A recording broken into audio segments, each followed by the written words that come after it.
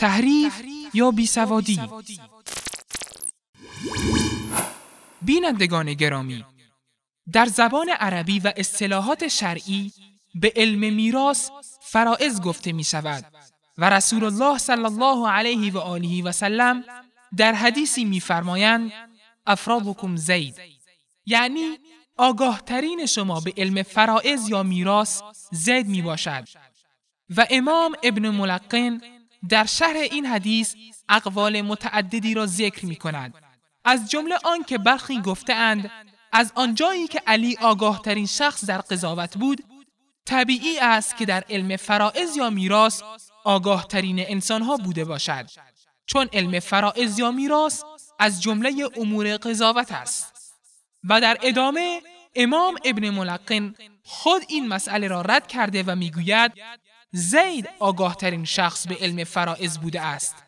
اما آخوند قزوینی کلمه فرائض را که مراد از آن علم میراث می باشد به تمام فریضه ها و احکام اسلامی ترجمه کرده و سعی می کند با این کار خود بینندگان را فریب دهد و شاید هم به دلیل بیسوادی نتوانسته معنی علم فرائض را درک نماید.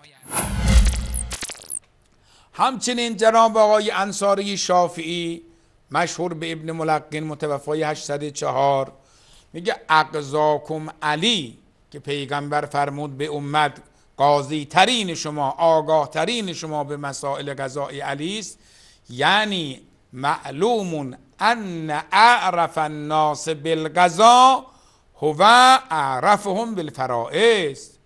اون کسی را میگن آگاه ترین مردم به قضا هست به تمام فرائض و احکام اسلامی آشنایی داشته باشد.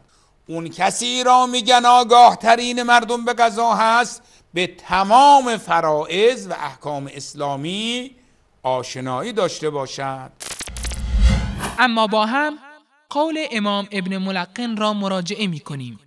ایشان می فرمایند اختلف العلماء في تأويل قوله عليه الصلاة والسلام أفرضكم زيد على أقوال 5 ذكرها الماوردي في حاويه. أحدها أنه قال ذلك حثا على مناقشته والرغبة في تعلمه كرغبته لأن زيدا كان منقطعا إلى الفرائض. ثانيها أنه قال ذلك تشريفا له وإن شاركه غيره فيه كما قال أقضاكم علي، ومعلوم أن أعرف الناس بالقضاء هو أعرفهم بالفرائض لأن ذلك من جملة القضايا. ثالثها أنه أشار بذلك إلى جماعة من الصحابة كان زيد أفرضهم، ويرد هذه الرواية السالفة أفرض أمتي زيد بن ثابت. در مورد این سخن رسول الله صلی الله علیه و آله و سلم که فرمودند آگاه ترین شما در علم فرائض یا میراث زید بن ثابت می باشد، علما در 5 قول اختلاف دارند که امام ماوردی آن را در الحاوی ذکر کرده است. قول اول، این سخن را برای تشویق زید و ترغیب برای آموزش این علم فرمودند، چرا که زید خودش را برای علم میراث فارغ کرده بود. قول دوم، این سخن را برای بیان شرف زید فرمودند، اگرچه دیگران با وی در این علم مشارکت داشتند، همان گونه که فرمودند داناترین شما به قضاوت علی می باشد. و پرواضح است که داناترین شخص به قضاوت داناترین نسبت به علم میراث یا فرائض است، چرا که مسئله میراث ضمن مسائل قضایی می باشد.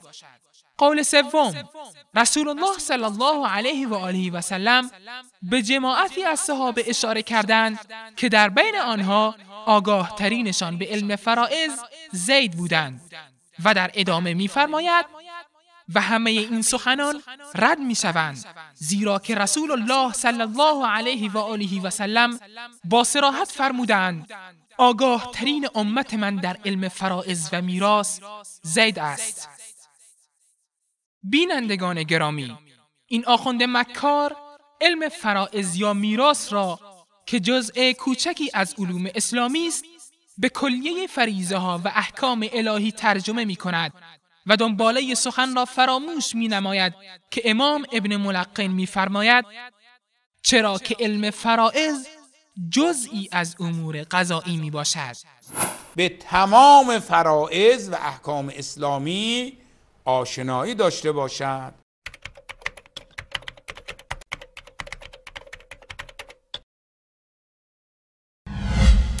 این رو بنده دارم اعلام میکنم. بنده به عنوان یک کسی که حدود 40 خورده سال تو حوزه، 20 سال تدریس، حدود 22 سال گواهی اجتهاد دارم و در رجالم اگر تو حوزه 2 تا متخصص باشه هیچ بنده هستم. در پایان باید گفت وقتی مجتهد علامه این گونه است، بقیه را خودتان قضاوت کنید.